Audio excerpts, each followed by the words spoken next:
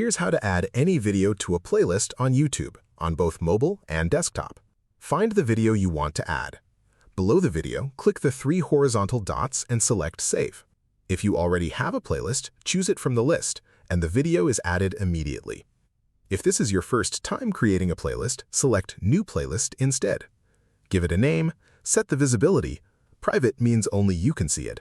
Public means anyone can find and view it, and unlisted means only people with the link can access it.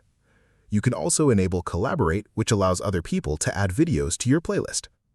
Click Create to finish.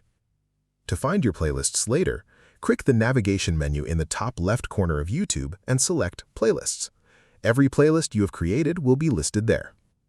A tip: if you are building a playlist for content creation or study purposes, keep it private until you're ready to share it. Switching it to public afterward takes one click and is much safer than accidentally publishing an unfinished list. If this helped you out, hit that subscribe button for more straight-to-the-point tutorials on step-by-click.